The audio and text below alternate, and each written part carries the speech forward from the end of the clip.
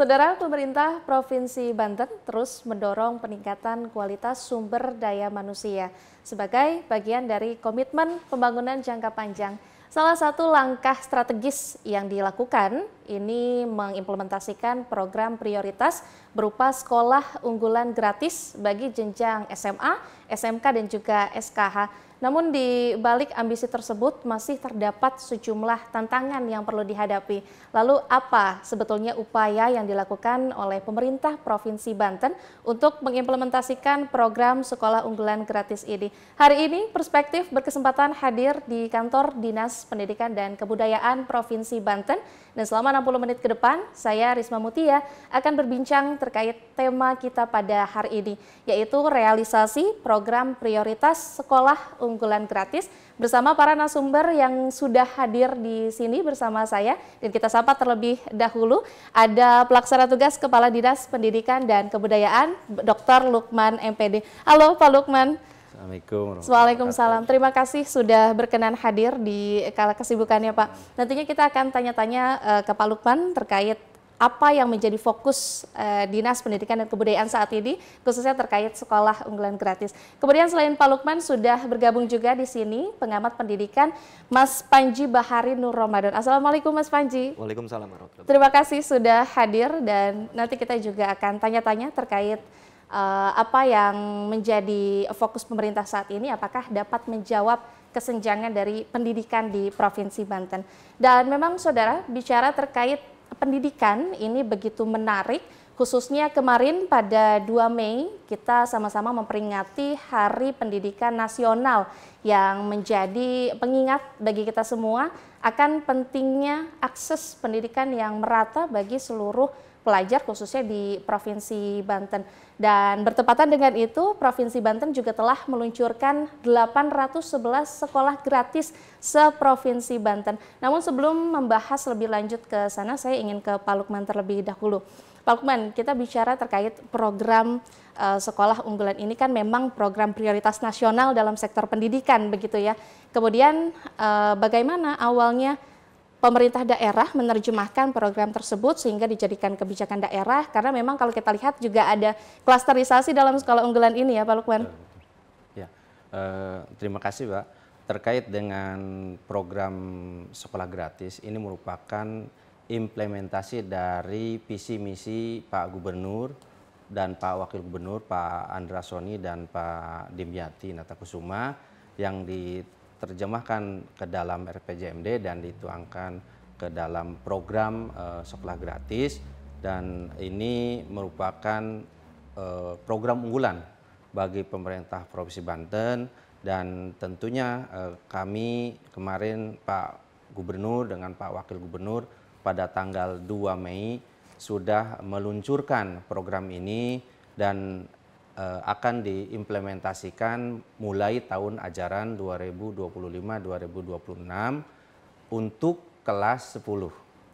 Sehingga nanti kita bertahap pada tahun berikutnya itu akan dilaksanakan di kelas 10 dan 11. Pada tahun 2027 itu akan dilaksanakan di kelas 10, 11, dan 12. Sehingga dalam 3 tahun itu janji Pak Gubernur terkait dengan sekolah gratis akan tuntas. Dan tentunya dalam setiap tahun, kenapa kita tahun ini hanya baru 1 angkatan atau kelas 10 saja, karena kita akan melihat ada kekurangan-kekurangan di mana, nanti kita akan melakukan evaluasi untuk perbaikan-perbaikan pada masa yang akan datang. Jadi masih melihat evaluasinya terkait tadi Pak, sekolah gratis ini kalau di tingkat nasional ini kan ada klasterisasinya. Ya. Di Provinsi Banten sendiri sekolah program unggulan gratis ini dijalankan dengan skema seperti apa Pak? Karena kan memang ada sejumlah skema juga ya yang sudah disiapkan. Nah untuk kemarin pada saat peluncuran di tanggal 2 Mei ini skema yang dilakukan seperti apa Pak? Skema yang dilakukan diantaranya awalnya kita membuat skema 2. Yang pertama akan dilakukan perencanaan itu ada terkait dengan pengganti SPP. Jadi kalau siswa atau orang tua SPP-nya bayar 40, kita dikasih 40. Tetapi ternyata setelah berjalannya waktu, maka skema yang kita pakai adalah kita melaksanakan dengan sistem plan. Kenapa? Karena kalau kita hanya mengganti SPP dengan sistem mengganti, kalau dia SPP-nya 40 kita ganti 40, ini kasihan banyak siswa sekolah-sekolah kecil yang tidak akan tercukupi dengan anggaran yang diberikan. Tapi kalau kita lihat mudah-mudahan akan ada surplus anggaran yang diberikan sehingga akan menambah anggaran yang bisa dimanfaatkan oleh sekolah. Gitu. Baik, artinya masih fokus terhadap pemerataan dulu.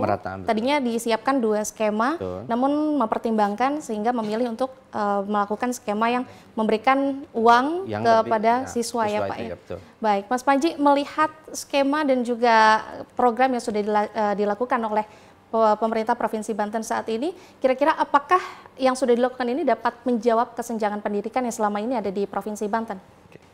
Mohon maaf. Yang pertama menarik sekali saya mendengar. Mungkin agak sedikit awal ya Pak ya, Pak Kadis izin. Sebenarnya yang jadi bayangan kami terkait skema sekolah gratis ini, yang pertama itu adalah bagaimana sebenarnya sebuah konsep yang semesta ya, seperti tema saat ini ya sebenarnya di Hardiknas itu kan semesta untuk semua. Jadi bagaimana akses untuk ikut berkontribusi dalam konsep sekolah gratis itu dibuka. Cuman emang ya mungkin karena terburu dan sebagainya gitu kan sampai ruang masyarakat sipil untuk memberikan masukan mungkin agak sedikit kurang. Tapi tadi mendengar dari penjelasan Pak Kadis ini cukup menarik.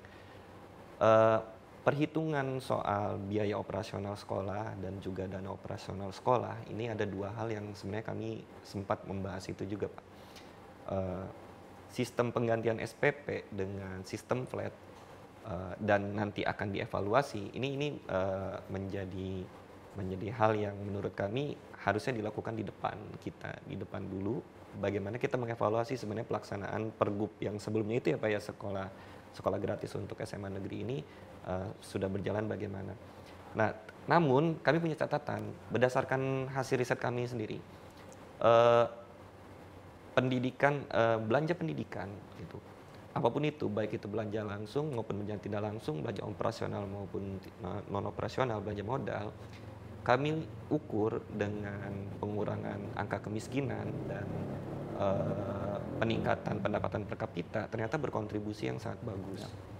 Jadi memang kami bisa bilang bahwa sangat tepat pilihan dari gubernur terpilih saat ini yang diimplementasikan oleh Pak Kadis itu untuk mendorong sekolah gratis, karena memang ini menjadi salah satu alat, salah satu pemicu untuk mengurangi angka kemiskinan dan meningkatkan pendapatan per kapita.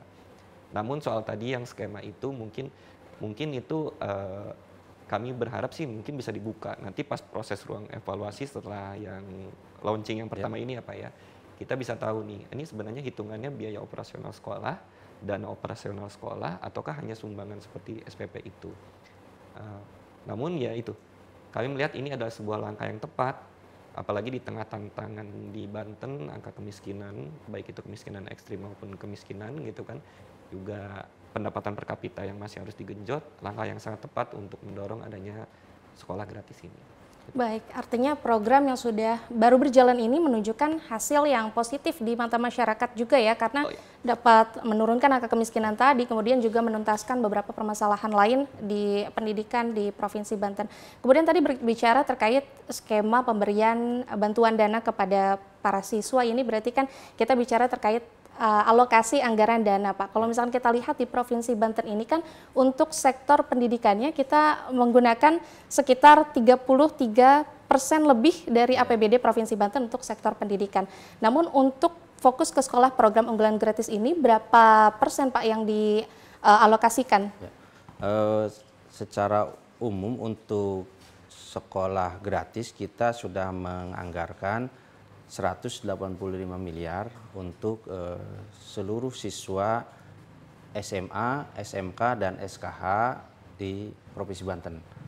Kita akan melihat nanti berapa jumlah siswa yang diterima di tahun ajaran baru itu 2025-2026. Berarti tahapan nominalnya pun masih melihat proses seiring berjalannya waktu begitu ya? Kita akan melihat jumlah siswa itu sehingga dengan ketersediaan anggaran itu, dengan jumlah siswa yang diterima, nanti kan kita lihat apakah cukup ataukah berkurang atau bagaimana gitu. Jadi kita akan tetap sekarang belum bisa melihat, walaupun kita sekarang sudah sudah secara existing, artinya kelas 1 yang sekarang, kelas 10 yang sekarang itu kita hitung, nah nanti kira-kira berapa penjumlahannya, penambahannya atau pengurangannya, sehingga akan bisa melihat apakah anggaran itu cukup atau tidak.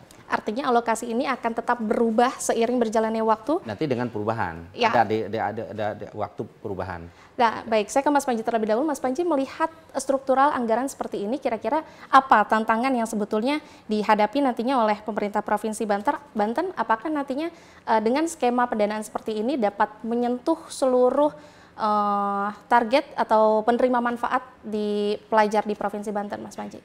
Oke, sebenarnya program sekolah gratis ini kalau kami lihat itu yang paling pertama itu adalah membuka akses itu ya Pak ya, membuka akses pendidikan sebenarnya.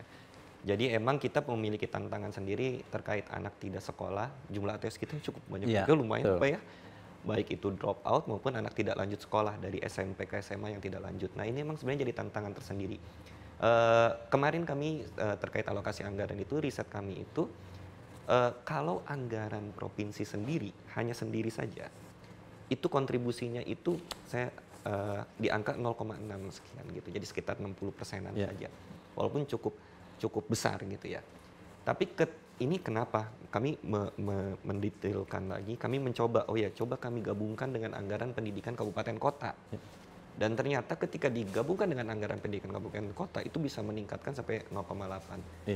Kesimpulan sementara kami adalah saat ini memang ketika SMA menjadi kewenangan provinsi, itu sebenarnya provinsi jadi seolah menunggu saja, nih SD SMP ngelanjutin nggak?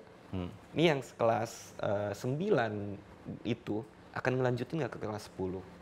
Dan pada akhirnya struktur anggaran kalau tadi yang pakai versi Bapak, menurut kami ini sepertinya harus ada skema baru lagi yang mendorong agar anak kelas 9 ini emang beneran akan melanjutkan ke kelas 10.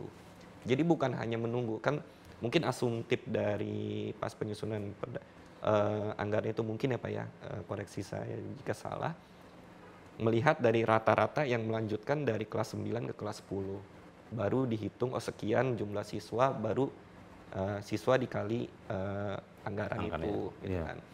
Tapi kan nggak boleh sebenarnya hanya seperti itu saja. Kalau versi idealnya ya, versi idealnya kan kelas 9, 100% APM langsung jadi di kelas 10 gitu kan. Tapi sekuat apa anggaran kita juga saya belum tahu. Jadi kalau saya lihat memang itu upaya yang sangat upaya yang minim resiko dan memang tepat untuk dilakukan, karena kalau kita mengalokasikan terlalu jor-joran juga mungkin akan sangat membebani APBD. Tapi itu memang saya memberikan challenge, mungkin mudah-mudahan nanti Pemprov Banten itu juga memikirkan bagaimana agar anak tidak lanjut sekolah ini dari kelas 9 ke kelas 10 ini bisa di-cover dalam program pendidikan gratis tersebut. Baik, artinya yang perlu ditekankan adalah apakah keberhasilan dari struktur anggaran ini dapat menekan turunnya angka putus sekolah begitu ya, karena memang sama-sama kita ketahui angka putus sekolah pelajar di Banten ini masih terbilang cukup tinggi ya Pak ya. Dari data terakhir pun ini saya dapat 54% pelajar tingkat SMA ini mendominasi putus sekolah. Terkait bicara tadi struktur anggaran, kemudian untuk program sekolah ini tentunya alokasi dana pendidikan kita punya dua ya Pak ya, dana operasional BOS dan juga sekolah unggulan gratis ini. Kemudian alokasinya Pak, penyesuaian terhadap dua anggaran ini seperti apa Pak?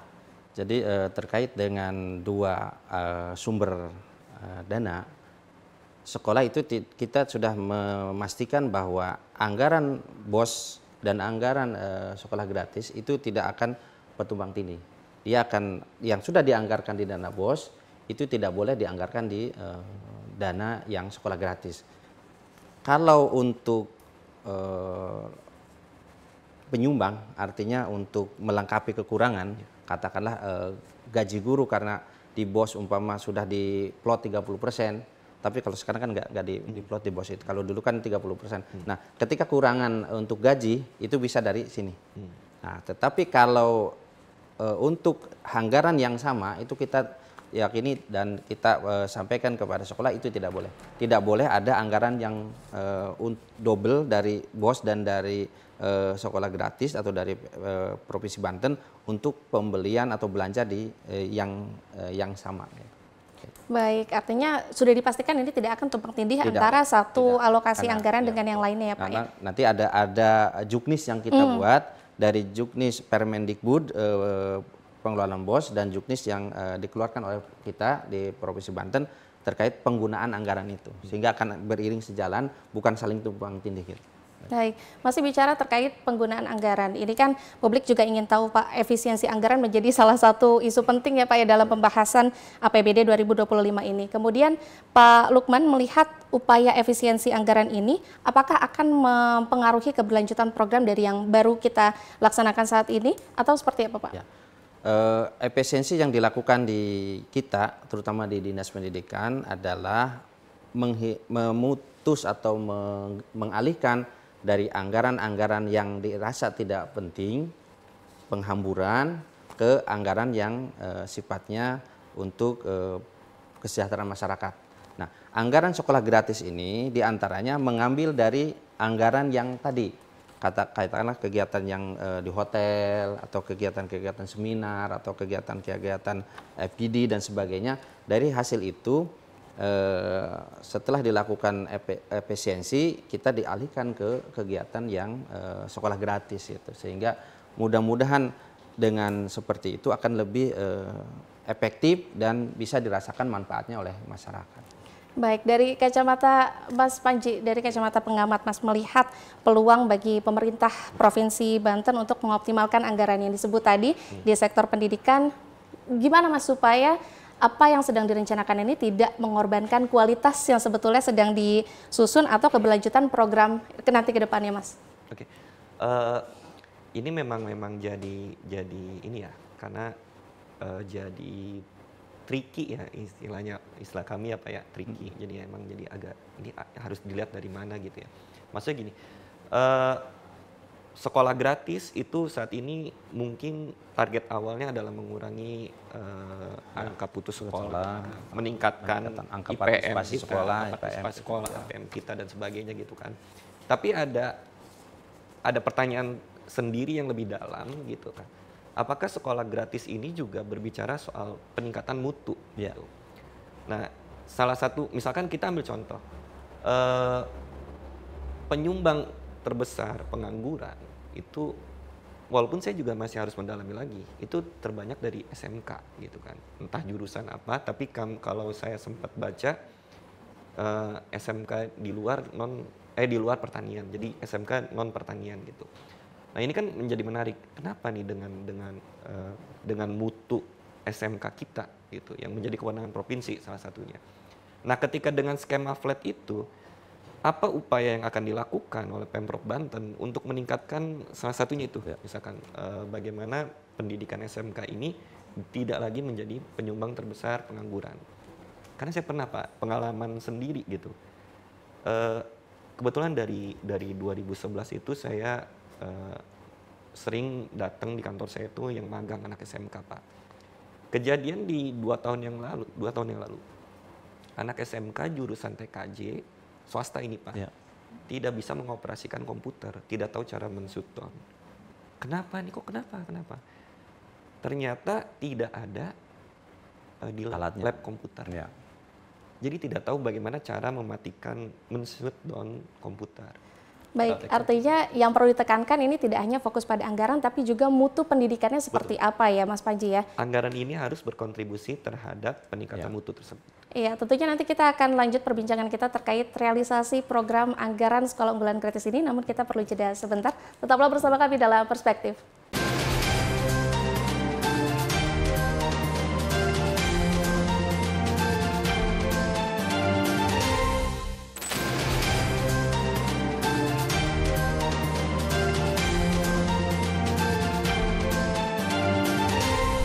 Terima kasih Anda masih setia bersama kami dalam Perspektif, dan kita akan lanjutkan perbincangan kita pada hari ini dengan tema realisasi program prioritas sekolah unggulan gratis.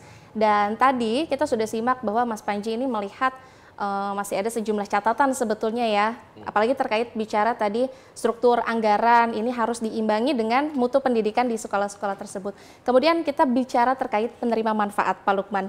Kemarin 2 Mei ini pemerintah Provinsi Banten sudah meluncurkan 811 sekolah.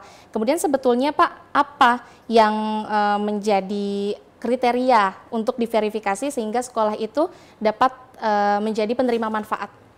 Yang pertama, sekolah itu memiliki nomor induk sekolah nasional.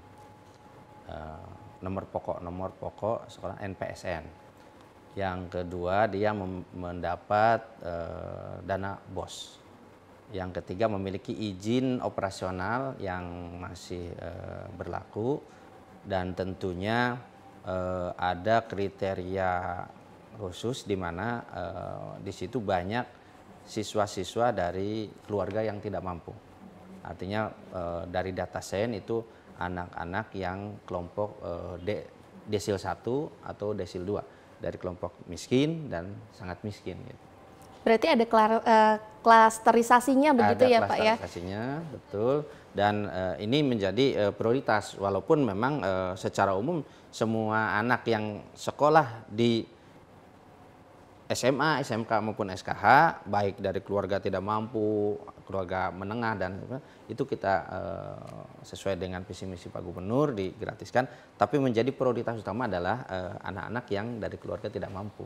Baik, ini bicara terkait skema klasterisasi Pak. Kemarin jumlah penerima manfaat pada saat peluncuran dari 811 sekolah ini cukup banyak sekali. Kemudian Pak Gubernur juga sempat menyatakan bahwa untuk alokasi anggaran setiap siswanya di tiap daerah ini berbeda-beda.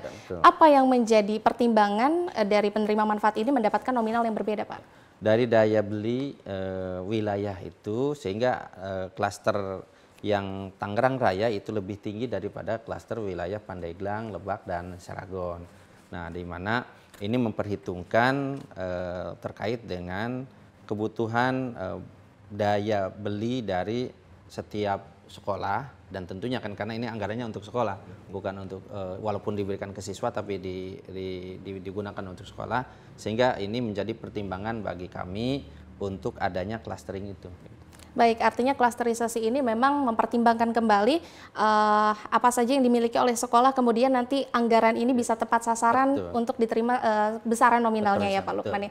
Menanggapi pernyataan Pak Lukman, Mas Panji, dari sisi pengamat melihat perbedaan pendanaan ini, apakah nantinya ada resiko atau potensi kesenjangan atau diskriminasi dari daerah-daerah yang sudah dibagikan bantuannya ini?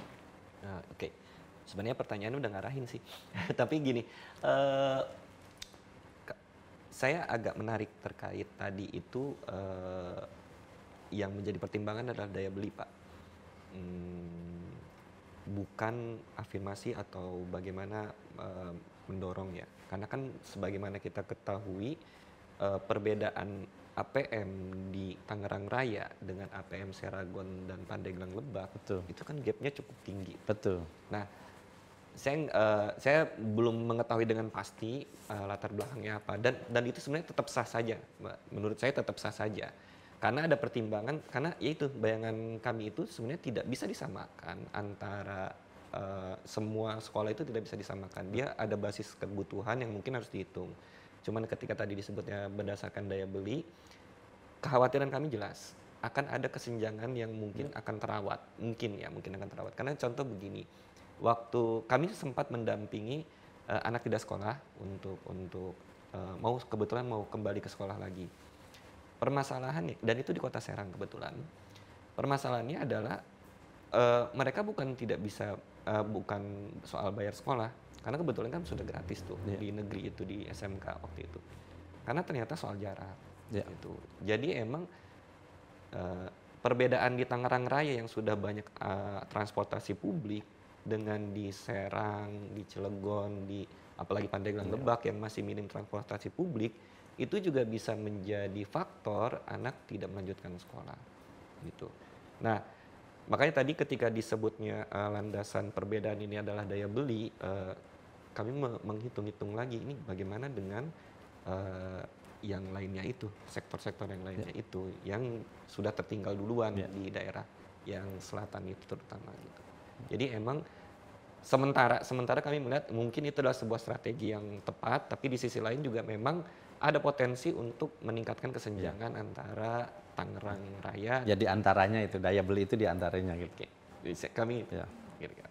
Baik, artinya dari Mas Panji ini masih ada sejumlah kekhawatiran juga ya terjadinya kesenjangan tadi, walaupun sudah dijelaskan bahwa ini mempertimbangkan beberapa hal begitu ya dari setiap sekolahnya. Kemudian selain kesenjangan tadi, tentunya kita juga lihat ada memang sejumlah tantangan untuk sektor pendidikan di Provinsi Banten ini, mungkin dari infrastruktur sekolah yang kurang memadai, kemudian tadi kita juga sudah dengar skema pembagian dananya seperti apa.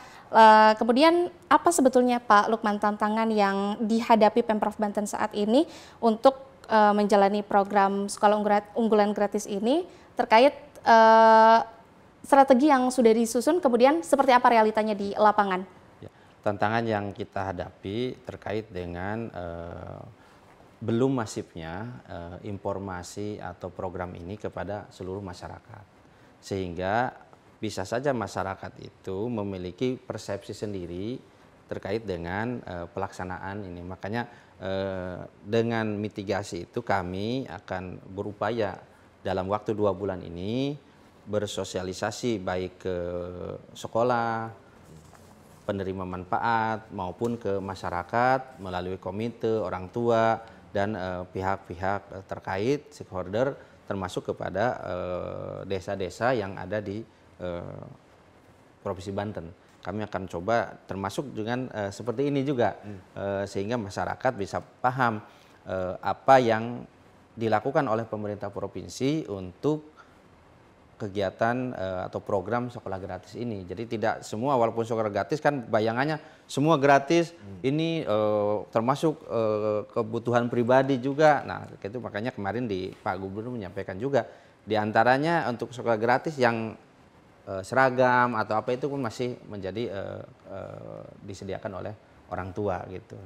Sedangkan kegiatan yang sifatnya untuk pelaksanaan operasional sekolah kita handle dengan program sekolah gratis. Gitu.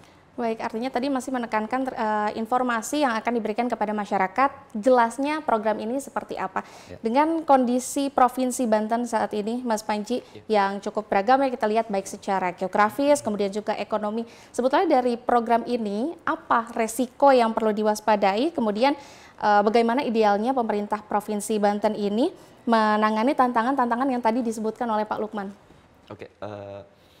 Risiko terbesar itu mungkin memang masyarakat ada gejolak di awal, pasti yakin. Pemahaman terkait sekolah gratis, pokoknya hal yang pelayanan dasar yang digratiskan itu kadang-kadang memang menjadi tantangan sendiri terkait persepsi masyarakat gitu ya. Jadi tadi saya sepakat tuh dengan pernyataannya Pak Kadis bahwa nanti mungkin takutnya ada kekhawatiran di masyarakat tidak sama sekali berkontribusi dalam tanda kutip ya. Terkait anggaran pendidikan gitu. Nah mungkin itu yang tantangan pertama, persepsi dari masyarakat. Yang kedua itu adalah mungkin agak lebih substansi. Ini kejadian dalam beberapa program. Mungkin kami lihat salah satu contoh BPJS gitu ya. Awal-awal BPJS rumah sakit menolak untuk kerjasama dengan bla bla bla gitu kan, dengan alasan berbagai macam. Tiba-tiba ternyata semuanya menjadi ikut. Ini mungkin akan mirip dengan kejadian pendidikan gratis di Banten. Beberapa menolak, tapi pada akhirnya akan malah mengikuti ini. Cuman yang akan dilupakan tadi, saya bicara khawatirnya yang akan terlupakan itu adalah soal mutu pelayanannya. Gitu. Jadi ketika pendidikan ini digratiskan, kekhawatiran kami adalah mutu pelayanannya, jadi tidak terjaga gitu. Nah mungkin dua itu yang kami lihat dari segi demand-nya, dari segi penerima manfaatnya mungkin ada persepsi yang sedikit miss gitu kan. Sedangkan dari segi supply yang memberikan layanan, khawatirnya dengan konsep ini akan mengurangi mutu layanan. Ya. Baik, dari tadi Pak Lukman sudah menjelaskan tantangan yang dihadapi ini berupa informasi kepada publik, kemudian juga dari Mas Panji sudah menjelaskan bahwa apa yang menjadi kekhawatiran ini semoga bisa terjawab dari apa yang dilakukan juga oleh Pak Lukman. Kemudian bicara terkait tantangan, tentunya kita juga ingin tahu Pak, sebetulnya capaian seperti apa yang diharapkan dari program unggulan gratis ini, kemudian bagaimana kita dapat memastikan bahwa apa yang menjadi capaian kita, apa yang menjadi tujuan kita ini dapat terrealisasikan selama program ini berjalan. Yang pertama adalah tujuannya kan meningkatkan angka partisipasi sekolah tapi termasuk Kang ini juga menyampaikan bahwa program ini adalah untuk mengurangi angka putus sekolah, sehingga tentunya dengan program-program yang yang dilaksanakan oleh pemerintah Provinsi Banten, kita akan tadi meningkatkan angka partisipasi sekolah, mengurangi angka putus sekolah. Kalau inginnya sih semuanya kita akomodir semua sekolah, tapi kita bertahap untuk mengurangi itu. Kemudian tentunya yang paling utama adalah meningkatkan SPM pendidikan di Provinsi Banten, sehingga nanti apa yang tadi Kang ini sampaikan bahwa mutu yang dikhawatirkan itu kan kita coba, makanya dalam program ini salah satu tujuannya adalah meningkatkan mutu pendidikan yang dituangkan dalam rapot mutu pendidikan, sehingga nanti itu kan ada kriteria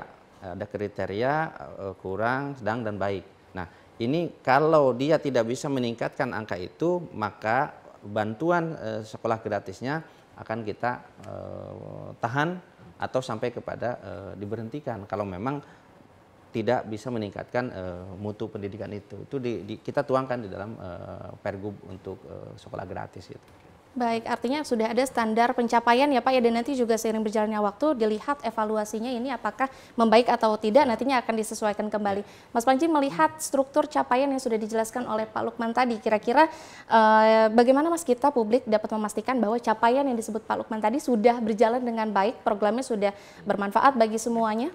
Oke. Sebenarnya kan indikator pendidikan itu agak, kalau versi ini ya IPM ya Pak ya. Ya, betul. Rata-rata lama sekolah, APS, kan seperti gitu ya. Secara kuantitatif sebenarnya seperti itu sudah jelas ya. Dan juga kalau standar nasional pendidikan kita, 8 standar nasional pendidikan kita juga sudah ada. Sebenarnya kan itu pun sudah cukup lah sebenarnya untuk menjadi indikator keberhasilan dari pendidikan sekolah gratis. Program sekolah gratis ini. Jadi sebenarnya yang tadi disebutkan oleh Pak Lukman ini, oleh Pak Kadis ini udah oke. Emang harusnya ke arah sana kita. Jangan sampai kita hanya fokus di peningkatan angka partisipasi saja, tapi lupa ada 8 standar nasional yang harus kita penuhi. Ternyata tadi sudah disebutkan masuk. Karena cukup menarik juga, tantangan tersendiri kita juga masih ada itu ya Pak ya, soal sekolah rusak, jumlah kelas rusak. Sarana prasarana lah itu masih ada. Jumlah sekolah yang belum memiliki toilet. Sebenarnya masih banyak sekali tantangan kita di sektor pendidikan gitu ya. Tapi saat ini memang ya mau nggak mau kita harus bertahap dulu, mulai yang dari tadi bahwa kita meningkatkan angka partisipasi sekolah dulu. Gitu. Selain tentunya tantangan yang masih dihadapkan memang pada dasarnya di Provinsi Banten seperti kurangnya infrastruktur begitu ya.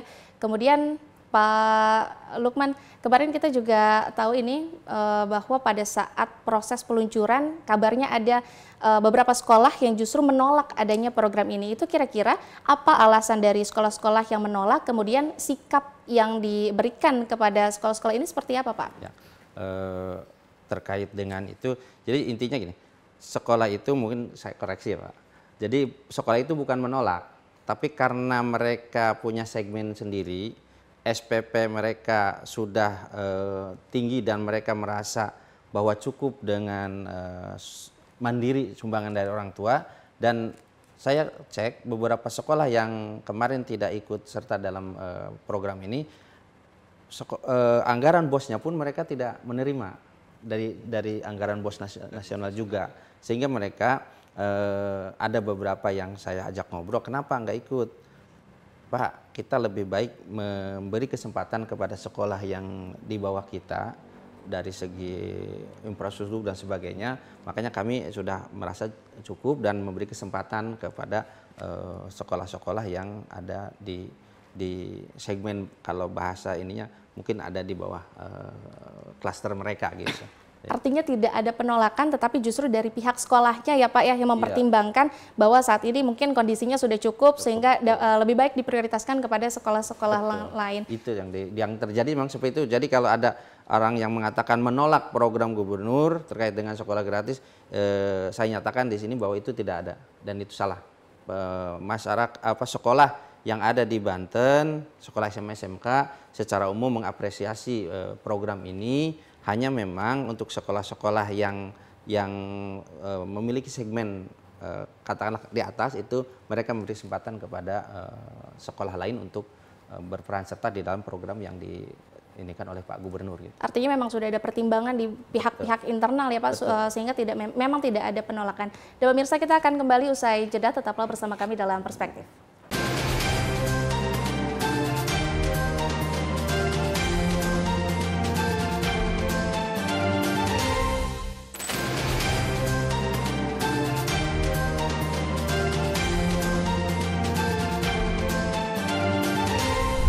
Saudara, Anda masih menyaksikan Perspektif, masih bersama saya Risma Mutia, dan kita masih membahas terkait realisasi program prioritas sekolah unggulan gratis. Kalau tadi kita sudah bicara bersama Pak Lukman dan Mas Panji ini terkait keberlanjutannya akan seperti apa, struktur anggarannya seperti apa. Nah, tapi masih ada yang menjadi pertanyaan publik, Pak. Ini kan kita tahu bersama kalau program sekolah unggulan ini memang menjadi program prioritas nasional gitu ya. Jadi dari nasional pun memiliki beberapa turunan dari program sekolah ini. Lantas apa sebetulnya yang membedakan program sekolah unggulan yang dirancang khusus di tingkat nasional dan juga yang diimplementasikan di kebijakan daerah di Provinsi Banten? Ya. Kalau di tingkat nasional itu ada sekolah untuk yang disebut dengan sekolah rakyat. Dan ada juga yang disebut dengan sekolah Garuda. Sekolah rakyat itu dilaksanakan oleh Kementerian Sosial dan daerah hanya diminta menyiapkan terkait dengan lahannya. Banten sudah mengusulkan 5 lokasi dan sudah disurvei oleh Kementerian Sosial, Kementerian PU, dan Bappenas termasuk dari kita sendiri. Mudah-mudahan apa yang kita usulkan bisa masuk dalam kategori nanti Banten ada sekolah rakyat yang dibangun oleh pemerintah pusat. Jadi sekolah rakyat ini adalah diperuntukkan bagi anak-anak dari keluarga miskin, prasejahtera dalam kalau datanya data sen itu termasuk dalam kategori desil 1 dan desil 2. Sedangkan sekolah Garuda adalah kita sudah mengajukan untuk transformasi adalah SMA CMBBS dan untuk Garuda baru adalah di wilayah Kabupaten Lebak. Nah, itu kita sudah mengajukan, mudah-mudahan ini pun bisa disetujui karena untuk sekolah Garuda itu harus ada tanah kurang lebih 20 hektar. Gitu, sehingga nanti ini akan dilakukan verifikasi dan untuk sekolah Garuda ini diperuntukkan bagi anak-anak yang memiliki kelebihan secara IQ. Nanti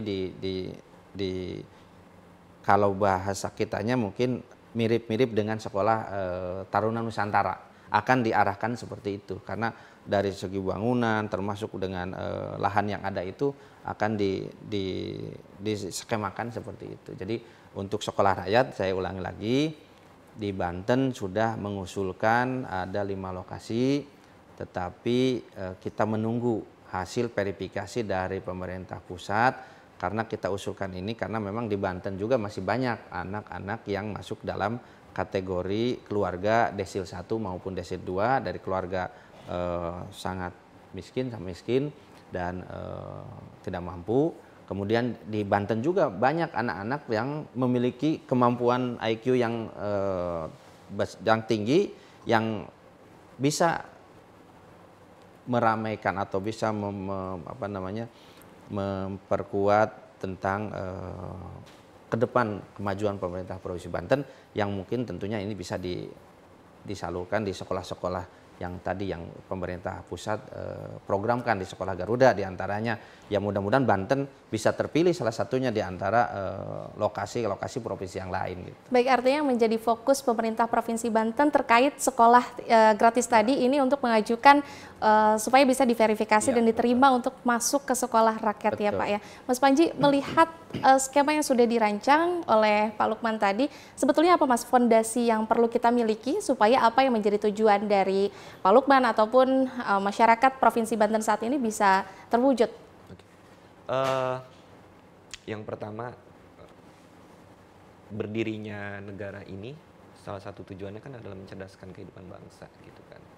Jadi yang paling jelas itu adalah pelayanan dasar itu pendidikan, gitu. Dan sebenarnya ketika ngomong pelayanan dasar itu harusnya memang gratis, mau itu orang kaya mau itu orang miskin, tidak ada clustering seperti itu. Dan itu makanya ketika Pak Gubernur terpilih saat ini meluaskan lagi soal pendidikan gratis yang sebelumnya sudah dicanangkan, sudah dilaksanakan dan dicanangkan kan ya, terus dikembangkan lagi, diperluas lagi di sana. Ini sebenarnya salah satu upaya untuk mencapai cita-cita pendirian negara ini, atau mungkin Banten juga. Jadi menurut saya saat ini ya memang ini sudah hal yang cukup tepat dilakukan oleh Dinas Pendidikan. Adapun terkait tadi saya sedikit ini yang terutama sekolah rakyat gitu ya. Ini cukup menarik sebenarnya karena ini kalau saya tidak salah landasan awalnya itu adalah bagaimana memutus kemiskinan yang diwariskan. Betul. Gitu kan ya. Memutus kemiskinan yang diwariskan tapi melalui sektor pendidikan. Nah, lagi-lagi kan ternyata pendidikan ini menjadi ujung tombak bagi permasalahan-permasalahan sosial yang lainnya gitu. Dan saya harap benar-benar ya mudah-mudahan selain anggaran yang dicukupkan, dibesarkan, yang paling utama juga kontrolnya juga terus kontrol untuk pengelolaan anggarannya dan lain sebagainya, agar tidak terjadi penyimpangan, tidak terjadi fraud gitu kan. Itu tetap dibangun juga gitu. Karena memang ini adalah salah satu upaya yang dilakukan oleh Pak Gubernur terpilih, Pak Andra Soni, untuk mencapai cita-cita bangsa kita. Tentunya kita juga sebagai publik ikut mengawasi atau mengikuti apa saja yang sedang dilakukan oleh pemerintah untuk mencapai tujuan-tujuan tadi, seperti memutus angka kemiskinan, kemudian juga menekan angka putus sekolah bagi siswa. Kemudian Pak Lukman, jika kita ingin melihat misalkan 5 tahun ke depan, apa yang menjadi fokus utama di Dinas Pendidikan dan Kebudayaan, khususnya pada sektor pendidikan di sekolah unggulan gratis ini, Pak? Kita tentunya yang menjadi target adalah pengembangan sumber daya manusia, lulusan-lulusan SMA, SMK, dan tentunya tidak terlupakan juga untuk lulusan SKH atau sekolah khusus. Nah, tadi yang Kang Panji sampaikan bahwa memang betul menurut data BPS bahwa di Banten lulusan penyumbang pengangguran terbesar adalah SMK, dan ini pun kita sedang mengklarifikasi terkait dengan data itu, karena antara data yang ada di kementerian dengan penelusuran lulusan dengan data ini agak kurang pas, kurang sinkron, sehingga nanti kita akan ke BPS dari mana sumber datanya, sedangkan data dari Kementerian Pendidikan melalui Dirjen Vokasi itu kan mengisi dari sekolah-sekolah, mengisi lulusan ini melanjutkan ke perguruan tinggi, bekerja atau wira swasta atau dianggap. Nah ini kelihatannya agak kurang sinkron, makanya mudah-mudahan.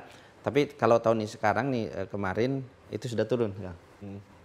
Pengangguran lulusan SMK sudah turun. Sudah ada data terakhirnya ya Pak ya? Ada data terakhir dari BPS, itu kita sudah mulai turun. Mudah-mudahan ke depan kita kerjasama dengan OPD lain, itu akan bisa lebih menekan TPT lulusan SMA, terutama SMA SMK gitu, sehingga nanti Banten tidak menjadi penyumbang, tapi mudah-mudahan nanti ke depan akan lebih baik lagi dalam pengelolaan pengangguran, sehingga nanti tidak terus kita disoroti pengangguran penganggurannya lebih berkurang, dan tentunya dukungan dari semuanya, termasuk dari pengamat, termasuk dari para pihak juga. Iya, tentunya memang kolaborasi dari seluruh pihak untuk sama-sama menjalankan program ini, itu yang menjadi kuncinya ya Pak ya. Kalau tadi kita bicara terkait fokus keberlanjutan yang ingin dilakukan oleh Dinas Pendidikan. Mungkin selama berjalannya waktu nanti akan ada menemukan sejumlah kendala begitu Pak. Tapi sejauh ini apa saja kendala yang sudah dialami, kemudian apa kendala yang nantinya juga diperkirakan akan terjadi? Mungkin kalau kita sering lihat terkait pembiayaan atau bantuan yang sifatnya dana, mungkin kan kita sering temui ada kasus yang keterlambatan pencairannya atau ada gangguan sistem dan lainnya begitu ya Pak ya. Kalau sejauh ini dari Pak Lukman seperti apa kendala yang ada Pak? Kita sudah memitigasi kendala-kendala terkait dengan satu diantaranya usulan dari sekolah, kan usulan telat juga akan mempengaruhi. Makanya kita akan dibuatkan SOP terkait dengan mengurangi resiko itu. Kemudian dari kita juga terkait dengan validasi terhadap usulan itu, tentunya di samping kendala-kendala yang sifatnya non teknis tadi, kita juga akan menyiapkan tim untuk melaksanakan kegiatan itu sehingga akan diperoleh mana kendala-kendala itu yang tentunya akan dari awal kita sudah bisa dimitigasi dan bisa dikurangi kendala itu. Gitu. Berarti solusinya memang sudah sejak awal disiapkan. Kita sudah disiapkan. Kalau dari kacamata pengamat melihat kendala yang sudah dijelaskan Pak Lukman ini, Mas Panji, seperti apa sebetulnya kita sebagai publik ikut mengawasi program yang sedang berjalan ini? Oke, jelas publik memiliki kepentingan dan kewajiban juga untuk mengawasi penggunaan anggaran pendidikan. Ini sampai 30% ya lumayan apa ya, cukup besar sekali anggaran pendidikan ini. Tapi di sisi lain juga kita juga mungkin saya sedikit memberikan masukan juga ke Dinas Pendidikan. Ada beberapa yang sudah terlembaga gitu seperti komite sekolah, untuk itu mulai benar-benar dilakukan direvitalisasi gitu perannya. Karena di dalamnya juga ada masyarakat kan, betul, gitu kan. Di dalamnya ada masyarakat, bukan hanya orang tua siswa. Nah, upaya-upaya itu memang harus terus dilakukan. Walaupun ini juga jadi yang tadi juga jadi sebuah kendala sendiri kadang-kadang mengundang hal yang remeh-temeh tapi terus-terusan rutin gitu Pak. Mungkin Bapak memahami maksud saya apa. Jadi kadang-kadang itu pengawasan ini juga jika bisa itu memang dibuat kanalnya sendiri agar tidak menjadi liar ke bawah, terutama ke sekolah. Betul. Jangan sampai sekolah dianggap yang kami khawatirkan ketika anggaran ini masuk ke sekolah, itu sekolah dibiarkan saja untuk menyelesaikan permasalahan-permasalahan. Jadi mungkin ke depannya ada saluran khusus, baik itu kanal pengaduan atau apapun itu terkait sekolah gratis ini, baik itu soal anggaran, soal proses dan lain-lainnya, itu agar sekolah tidak merasa sendiri. Dinas Pendidikan juga ikut menemani bagaimana ketika ada pengaduan, ada apa dan lain sebagainya, sehingga terus evaluasi ini, selain evaluasi itu jadi learning gitu ya, jadi pembelajaran bersama gitu. Kuncinya transparansi ya Mas. Betul, ya, supaya publik juga tahu apa ini pencairannya sudah berjalan seperti apa, kendalanya ada seperti apa, keterbukaan ya Mas Panji. Kemudian Pak Lukman menjawab terkait transparansi pencairan dana ini, bagaimana kira-kira Pak kita memastikan untuk seleksi siswa penerima manfaat ini dapat berlangsung secara adil, kemudian juga terbuka tanpa ada, apakah mungkin ada mekanisme khusus untuk menghindari kendala-kendala tadi yang sudah dijelaskan sama Mas Panji? Ya, artinya ada mekanisme pencairan ini kita langsung dicairkan ke rekening siswa. Tetapi siswa tidak bisa mengambil karena ini akan langsung di auto debit ke rekening sekolah. Kenapa ke siswa? Karena memang kan janjinya adalah kita sekolah gratis untuk siswa. Sehingga kita langsung ke siswa, nanti dari rekening siswa, sekolah, bank itu langsung auto debit ke sekolah.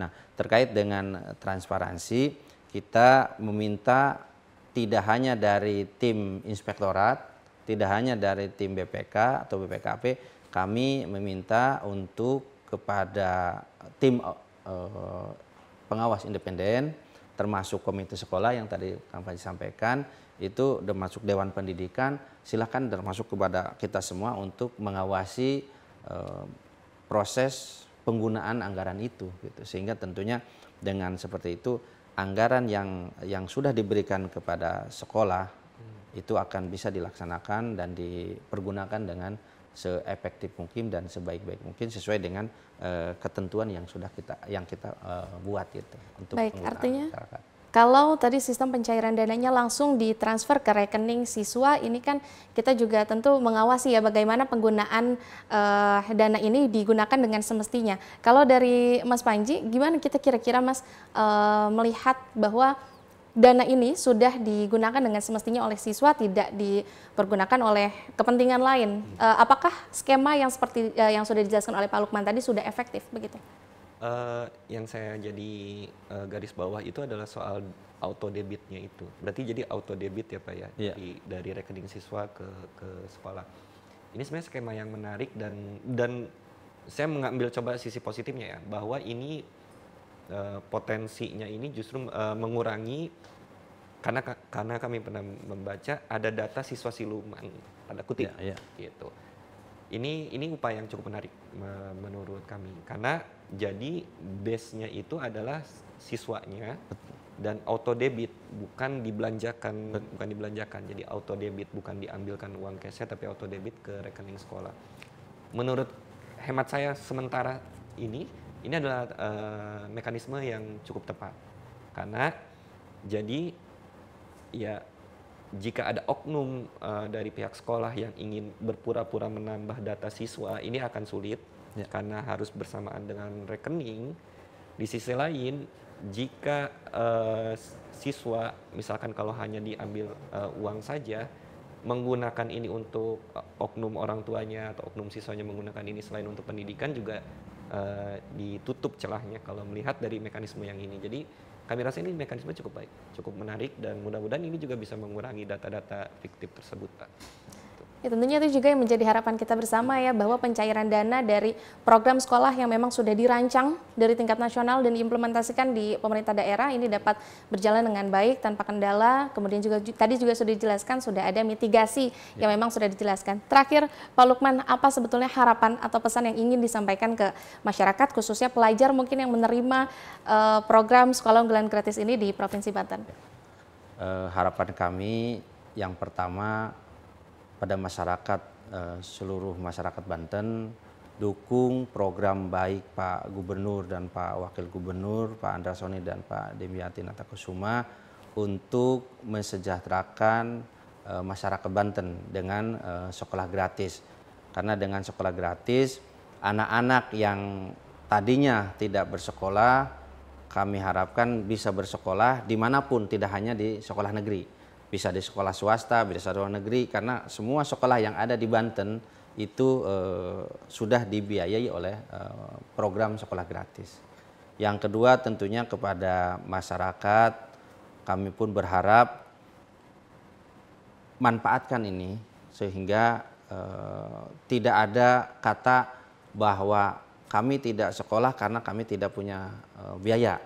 Kami pemerintah Provinsi Banten, Pak Gubernur dan Pak Wakil Gubernur sudah menyediakan itu dan tentunya ini mari kita dukung bersama. Awasi yang nanti kita akan laksanakan, berikan evaluasi, berikan masukan, berikan kritik yang sifatnya positif sehingga nanti akan ada perbaikan-perbaikan ke depan dan tentunya program ini akan berjalan lebih baik daripada yang sudah kita lakukan di sekolah negeri. Baik, saya beralih ke Mas Panji. Kita sebagai publik atau mungkin masyarakat sebagai penerima manfaat, sebenarnya kita ini harus bersikap seperti apa Mas dengan adanya program yang memiliki kebermanfaatan begitu besar dan apabila ini terimplementasi dengan baik, maka kita sebagai penerima juga mengikuti atau merasakan manfaatnya. Jadi kita harus seperti apa Mas? Oke, kami sebagai masyarakat yang menerima kebijakan ini, kita semua itu harus menyadari dengan penuh bahwa pendidikan itu bukan pilihan, tapi itu adalah mungkin bisa jadi jalan utama kita menuju kenaikan level, kenaikan kelas dan lain sebagainya. Jadi sebagus apapun kebijakan, ketika kita tidak menyadari bahwa itu adalah kebutuhan kita, maka pada akhirnya itu tidak akan berjalan dengan baik.